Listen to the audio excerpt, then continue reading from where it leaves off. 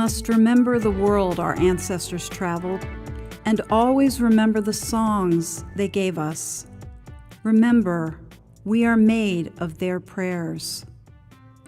Lucy Tapahanso, Navajo poet. Remember, rejoice, and renew. This year, First Congregational Church in Norwood celebrates its 275th anniversary. Just to put that into perspective, when this community was gathered, the United States was still 50 years away from becoming a country. When Thomas Balsh arrived here as pastor, George Washington was just 4 years old. First Congregational Church is by far the longest-running tradition in the town of Norwood. The long and storied history of First Congregational Church is far too extensive to be accommodated in a short video. So in this first section, in the history section, we'll be looking at three particular periods of time. First, we'll be looking at the 1730s, when this congregation was gathered and began what was basically the town of Norwood. Second, we'll be looking at the period between 1830 and 1850, a time of great turbulence in the United States and also a time of great turbulence in Congregationalism. And finally, we'll be looking at the 1950s and at the generation that gave this congregation the structure that now houses it, and the generation that also experienced the high water mark of American Protestantism. Part 1. Remember. 1736. It takes a church to make a village.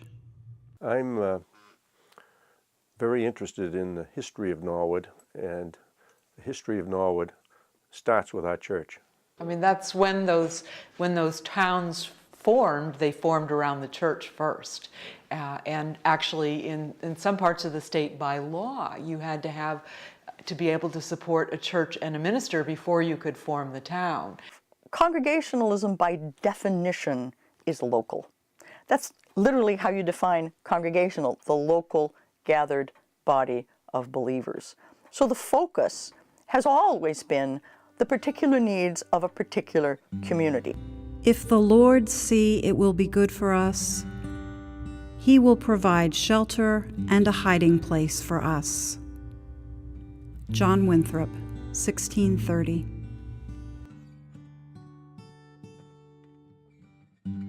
The Puritans who came to this country found that God had indeed provided for them.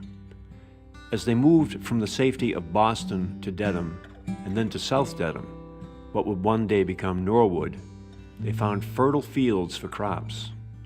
They found forest and trees for timber. They found flowing water for mills. But they also found themselves a great walking distance from church, at a time when church attendance was not optional, but mandatory.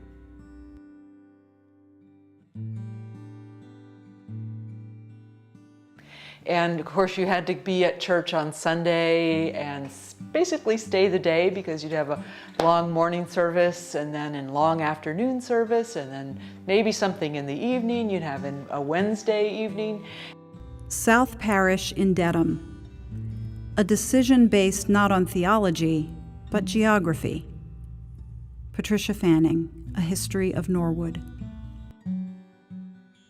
In the 1730s, life did revolve around the church. What became known as the Great Awakening was beginning, an unusual time of religious fervor that swept through New England and beyond. The local church was the focal point for all activity, as well as the arbiter and enforcer of proper behavior. Long hours on hard benches were spent listening to powerful and influential preachers like Jonathan Edwards. It was into this environment that Thomas Balsh, freshly out of Harvard College, was called to South Parish in Dedham. Balsh assumed the role of the person, ultimately pronounced parson, the main person in the parish. And the Balsh parsonage was the most important meeting place in what was now an official parish. Pastors were moral teachers in their communities and were described in those days as public teachers of piety and morality. So for years and years and years, right down to the early 1800s, folks who pastored congregational churches assumed that they were not only turning inward to their churches and their members, but also outward to the folks in the community. Glenn, we're standing here, and over our shoulder here, the brick house down there, that would have been approximately where the Balch parsonage was. I believe he complained quite a bit about the traffic, the horse and buggy traffic here on what is now Walpole Street. You can only imagine what you can think about this right now. Yeah. And this would have been the center of town. This was the center of town. Yeah. Well, some of the town was down a little bit on Broadway area now, but this would have been the center of town. So when Balch was at the parsonage, he was at the social center of the community. And everybody knew where the parsonage was. You know, it belonged to the main person in town. Unlike my house, when I first came to Norwood, I'm telling you, chairman of the pulpit committee wanted to take my wife and I to see our new parsonage, but he couldn't find it because it was hidden away in some circular closed duct somewhere, you know. But that was Roger Lockwood, by the way. That was Roger Lockwood, yeah. That's true. Yes, we lived in another part of town, and it was a warren of streets down there that made no sense to me, but now they do. Balch was pretty much, he was the guy in town. Yeah, and how often have you felt like the guy in town? Oh, yes. As you say, he was a mayor in town. No, I always, in the 28 years I was here, I always felt like people respected the church, they respected the clergy, but we certainly weren't head honcho by any means, that's for sure. But we're working on getting back to that, though, aren't we? Oh, sure, yeah. 1828, turning point. It was during this momentous year, 1828, that 35 younger members of the church closed their connection with it and joined the Universalist Society of South Dedham. First Congregational Church History, 1936. In the early 1800s, the landscape of American religion changed dramatically. Denominations like Methodists, Baptists, and Presbyterians grew rapidly. Congregationalism was no longer the dominant force in New England. But the most profound impact on Congregationalism came from within, a split between conservative and liberal theologies that led to a schism. The parish of South Dedham, which would one day become First Congregational Church, was, like many New England churches, split right down the middle. Certainly the influence of Emerson and Channing and others played a part, but there were also influences much closer to home. There's a very interesting character who preached in the next town over from your church, and that would be Theodore Parker. And Theodore Parker, late 1830s, early 1840s, just out of divinity school, probably having heard Ralph Waldo Emerson's famous divinity school speech, in which he had challenged the tenets of Unitarianism. I mean, first of all, you'd had the Unitarians breaking away from the Congregationalists, and now you had guys like Ralph Waldo Emerson pulling away from them and creating the vision of transcendentalism and a religion that was going to be about just the individual's experience. What that meant was Congregationalists were no longer first, but had to put themselves forward as something distinctive that people would really want to pay attention to on Congregationalism's own merit. For the next 100 years, through the Civil War, Reconstruction, the Gilded Age, World War I, the Depression, World War II, and into the 1950s, Congregationalism maintained its small but vital role in the mainline Protestant church. In 1957, most Congregational churches came together in the United Church of Christ. A few years later, the large and thriving congregation of First Congregational Church in Norwood made the momentous decision to build the Fifth Meeting House, the current home of First Congregational Church. The year was 1961. Although few could have foreseen, the mainline Protestant church in America reached its high water mark at almost exactly the same time. And the generations from the 60s until today have been faced with the challenge of redefining themselves in a new world. A challenge not unlike that faced by Thomas Balch.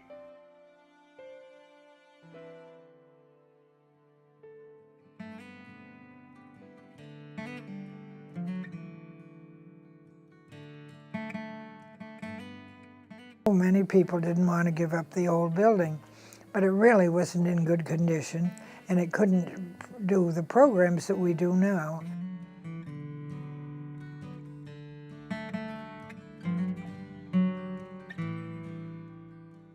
It was, I don't know the right word to use for it, but it was very difficult for me, having grown up and the important things in my life, wedding, children's baptism and all. I found it very difficult to leave.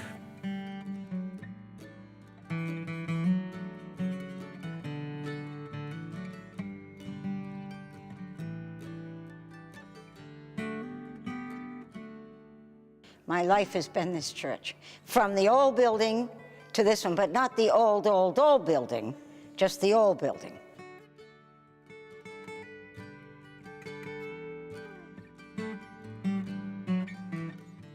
The spirit of the original church, fortunately, has carried into this, and I have finally adapted to a church without stained glass windows.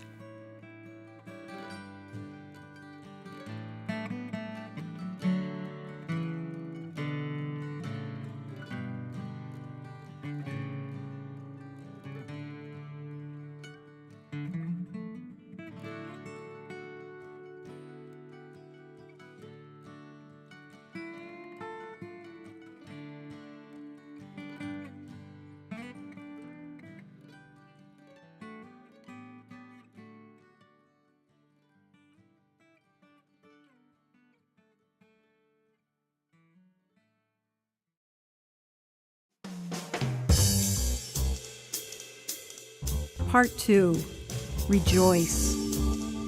Rejoice in the Lord always. I will say it again, rejoice. Philippians chapter 4, verse 4. The power, as soon as you walk into the First Congregational Church in Norwood, you can just feel the power and the love. Well, since my aunt just came in today for the first time and has never been in this building before, what she said was, this is such a warm and welcoming church. Everybody comes up and says hello and shakes hands and give hugs. And I do see energy, and I do see excitement in the church, and part of it is due to some of the changes that are going on right now. The interesting thing that I see about it is the people that it's coming from. We have a lot of new people in the church, and so you'd think that they would be potentially the people that would be going for the change. And they are. They're interested in trying new things, but we're also getting a lot of the excitement from the people who have been around for a long time, which I think is great. It's the people who have been here for, some people that were baptized in this church are also interested in trying some new things. So it's not just the new people that, young families coming in and they're trying to change the church. Everybody in there is feeling like, well, we can try some new things, and we can try to. That's what I think is really interesting about this, is that the energy for this transition and this trying of new things and is coming from across the board. Like, everybody in the congregation is up for trying some new things, which I think really makes the transition a lot easier because no one's pushing back on it.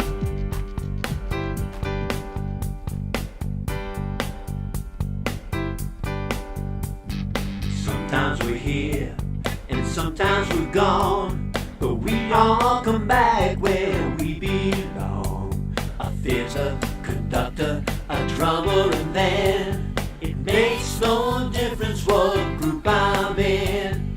We are everyday people, yeah.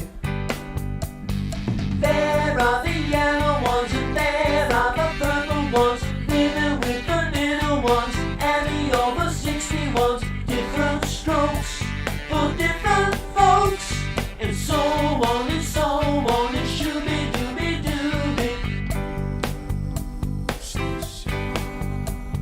We got to live together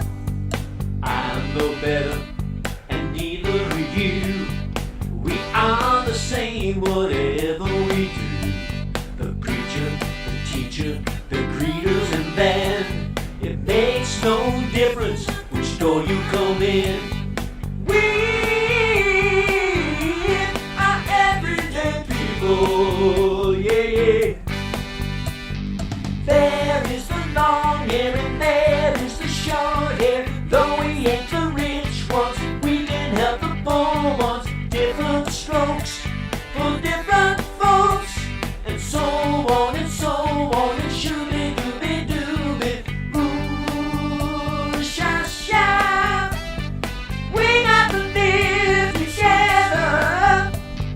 There are the yellow ones and there are the purple ones, living with the red ones who sometimes are the vested ones. Different strokes for different folks, and so on and so on, and shooby dooby dooby. Ooh, sha sha. We are everyday people. Yeah. It was good. What do you want to hear? Pick a song.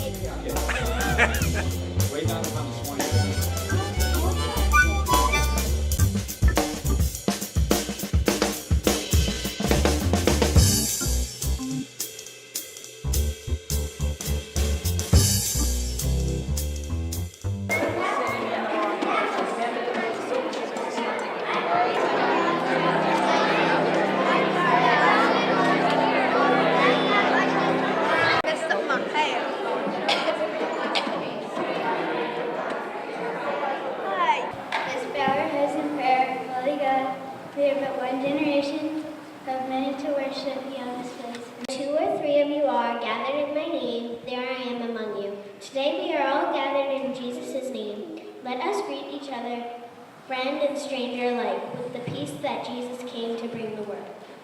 By 1852, women were actively participating in the church. This year we contributed to the repair of the interior and the meeting. I would hope that they would remember some of the things that they actually did in the church, like singing in the choir, or Faye getting up with no hesitation when asked to go say a prayer or lead anything in Children's Sunday or do anything like that, that she felt secure enough in herself and being at the church that was a non-issue, nothing to be nervous about.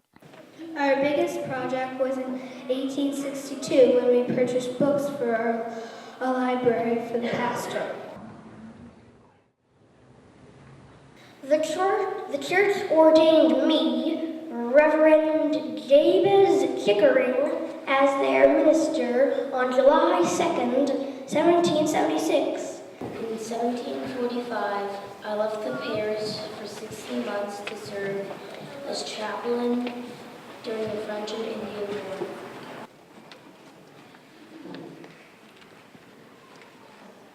And the richness of the Sunday school and the teaching of the kids, I think that's another real highlight for our church in terms of our faith and what we are.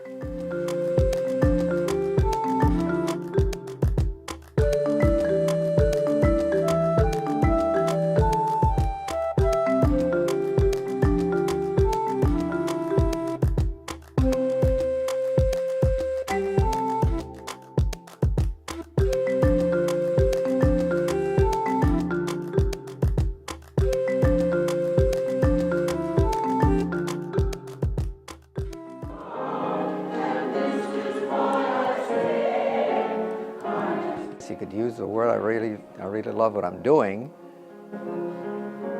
Music just is tender and loving. It's exciting and joyous. It has all of the emotions.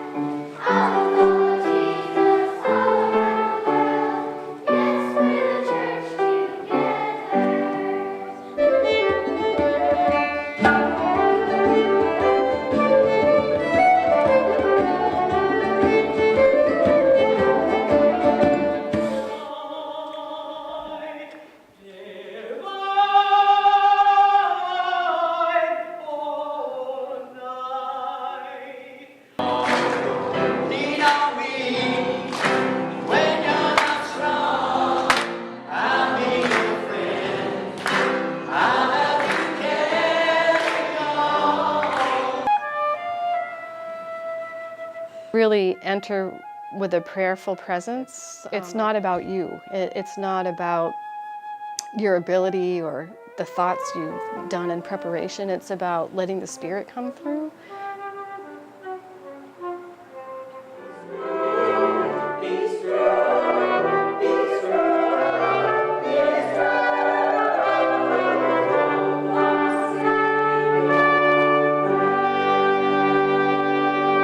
When you ring bells, you all have to be there.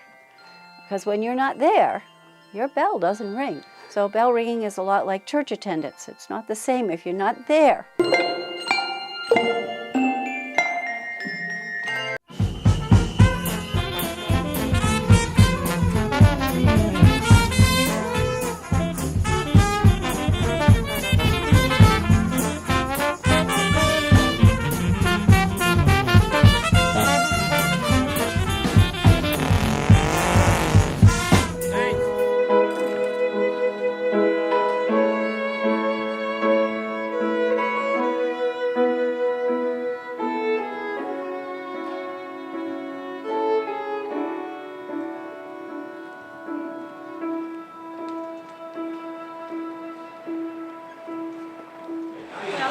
Barbara, it's probably what? Noodles, cheese, sauce? Yep. Little parsley. Ground turkey last lasagna. Mozzarella cheese. Mozzarella. And cut that one up and we'll be good to go.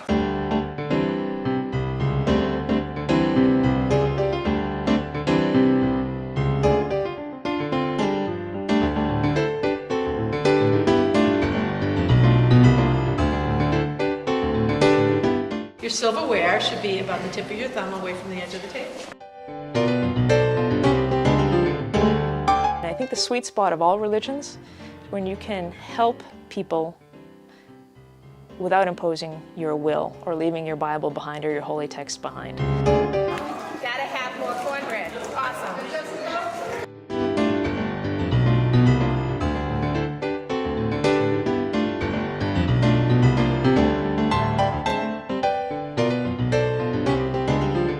Yes, please feel free to use our space and do the good thing that you do. We're all for it, and we won't get in your way. We will certainly do what we can to help.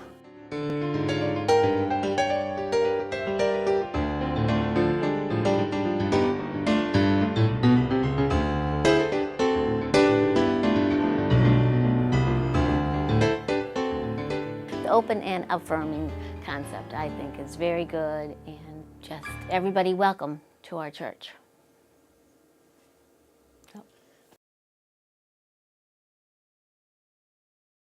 I was a teacher for a long time, and I had students who suffered, boys suffered, and I can name them now, Walpole kids, and 2 out of 3 have taken their lives. But that hadn't even happened then.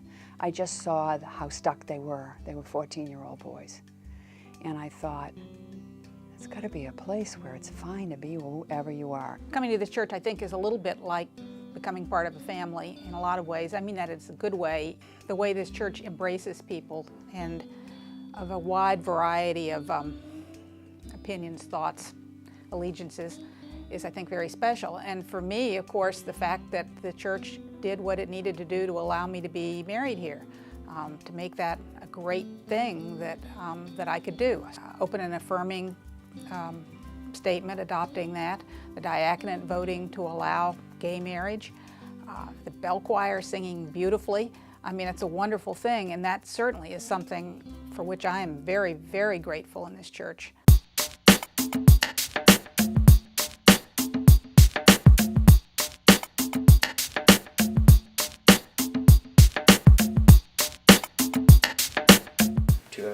Years ago where you had to go to church or else, I mean, you were an outcast or something. Just getting caught up in all the cycle of the week with school and sports and everything else that we don't really just sit and think about how we're living in our families. 275 years ago, it was probably a little more strict, and you really had to do it because then life revolved around church, and we didn't have We didn't have jobs that took up all our time like today.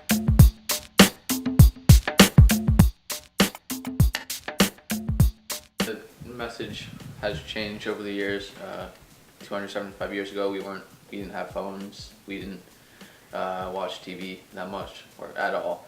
So the message has definitely changed to from just simple values to how do we deal with all of these this new technology and this new mode of life where, like someone previously said, we are consumed fully with work and school and we don't have that much free time. Well, it's very simple. This is my family, my community. And so I choose. This is the one time that you get to choose your family, and this is the family I choose. I invited anyone who would like to come on Wednesday mornings to meet me at the church at 6:30, and we would meet for a half an hour or an hour. I think it was a half an hour then. And it didn't matter if they came or not, I would always be there. Carol Lockwood and Sheila Aborn. And they met with me a couple of weeks, and one day they were talking about how hectic their lives was, the pace of life, and they were sorry they just couldn't do this anymore on Wednesday mornings because we just never have time. We never have, and all of a sudden they looked at each other and they said, "What are we saying? We'll be here." I believe in one of Carlotti's books, he says, there's always somebody somewhere praying on behalf of the church. So we are the remnant.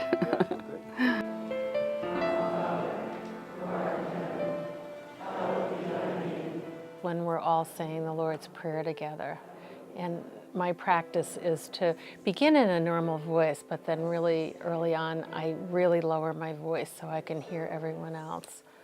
And for me, that's such a congregational moment in all of the best senses of the word.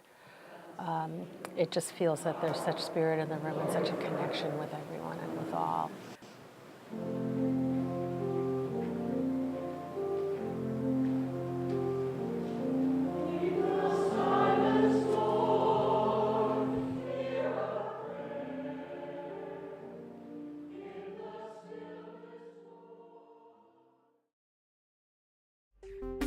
Part 3.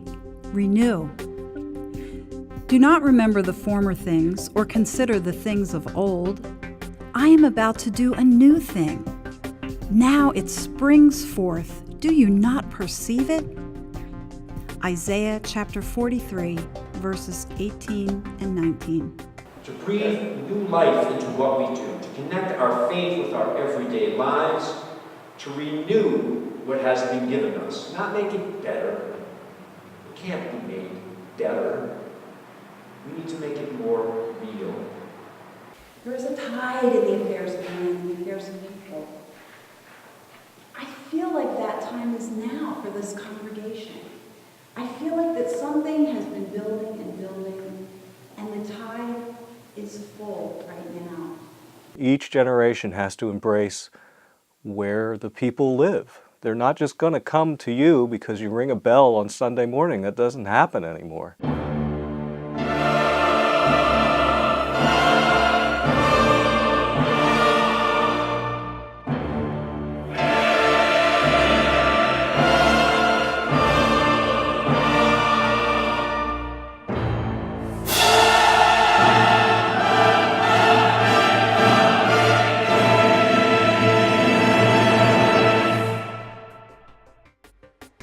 The Imperial Church has come to an end, but endings can also be beginnings. Douglas John Hall. There has to be some event, some sea change somewhere along the way. I don't know what it's going to be, but I feel sure there is going to be one. It's possible that this generation could be thought of the one that kicked the boundaries to the curb. You start with open and affirming, and you have all the digital communication that has begun to blossom in the church. And I think possibly the walls of the building itself. This generation, I think, is just going to across all those boundaries, a real openness to who we are and redefining who we are and what our relationship to God is, what our relationship to each other and to the community. The Civic Church of America, what was once considered to be mainline Protestantism, is now undergoing some pretty significant changes. But that is not necessarily a bad thing. I think that Christianity does some of its best work when it is outside of the mainstream. I'm hoping it is we're out of the building Christianity. We don't just come to the building on Sunday. That the building, in essence, is everywhere, be it the Horn of Africa or be it Norwood Center, or be it in New Orleans during a natural disaster as devastating as Katrina was.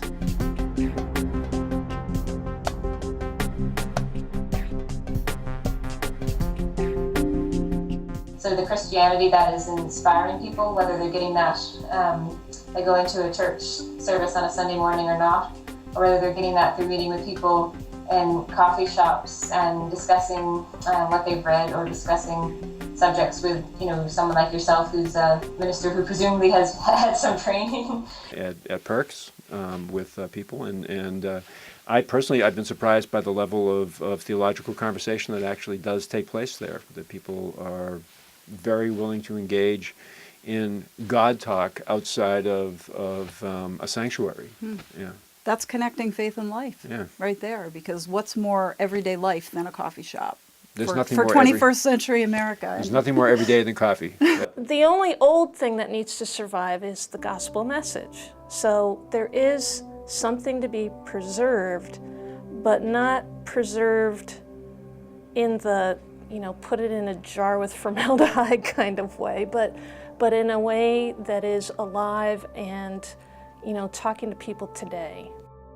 If we make God's love and justice real, I think Jesus would be happy. I think what I love about church here is that I love this whole thing that we're doing with creating a new thing, because it's not the same every week, and it's not ritual. We try new things and keep it fresh and cause me at least to think about God in a new way, and looking ahead and looking outside the box and looking for new ways to connect and trying to take advantage of all of the change that's happening in the world. We're using the tools that are out there. It doesn't feel like, stodgy, little Congregationalist church where everything's backward. It's a sense of, oh no, we have a Facebook page and we use it and we connect with that, and we use Twitter and we use all the things that are the current tools. Those are what we have right now, and we're using those instead of resisting them, and using that to welcome and include.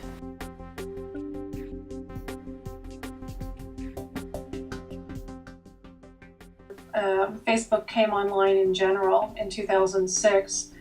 That pretty quickly and pretty dramatically changed the way people communicated around everything. Whereas the modern period was really about establishing kind of zones where religion happened in that little box down the block, and maybe in your private prayer life at home, but there was nothing in between. That space has now opened up as a newly spiritualized space. It has a new vitality, because I don't just see the people in my church community at coffee hour. I see them on Facebook all the time. And so we have the opportunity to be in relationship not only with people in our church community, but people well beyond it around spiritual and religious concerns. Every day. Another way the digital revolution is working in our favor is a spiritual practice that I threw out there and a number of people picked up on, and that is taking a photo a day. And I've had a number of people tell me, I've got my iPhone, I've got my whatever smartphone, and I do that. I take a picture every day. And so I think that there's a way we can use the technology to connect to God, to connect to each other, for people to connect to their creative side, their deep side, and that wasn't present before. I think if my children are reading back on us right now, I would like them to see what we did as a congregation to help pave the way for them. that we're there to do the work of God, and that we've taught the younger generations coming up that they need to continue that as well. I would love them to look back and say, wow, they had foresight, they had vision, they listened to the Spirit, and they went and they followed the Spirit, and it's brought us to where we are today. The church as the people is going to become a lot more than the church as the building.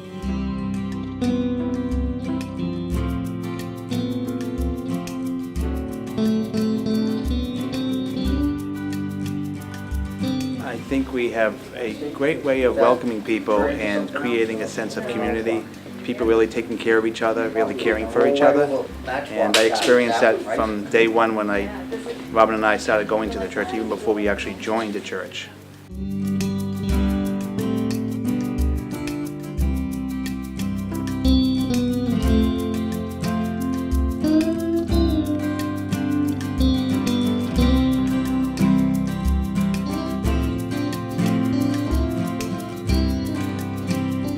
Choir is excellent. I love it. It's really fun. But I have to say that most of my friends are here at church, and I love it.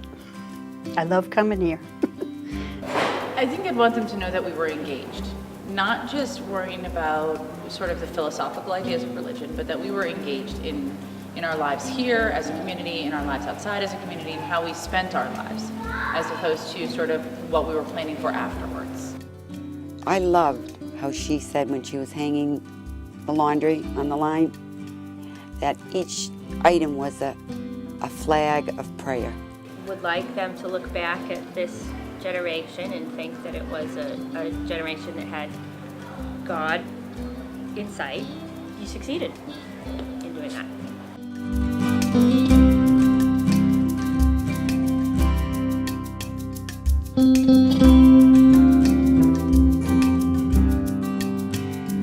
I hope that we're remembered as a people with strong belief, a strong belief in God, the ability to help one another and persevere. I think that we were a community that did things for other people. We worked together well. I think we tried to carry on traditions. We had to modify some, but we were able to adapt in order to keep the community together.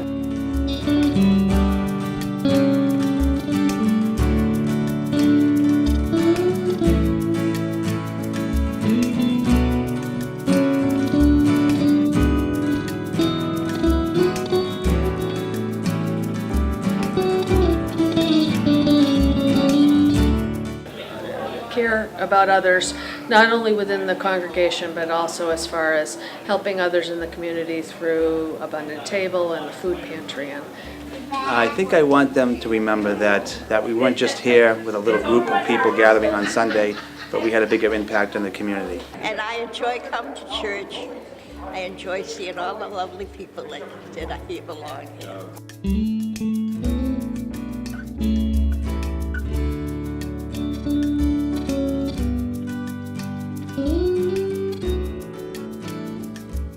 And so the other day when I celebrated 85 years, it was something else that I meant when I said I would not be here if it wasn't for the people of this church. I'm not saying the church as the building, it's the people in it.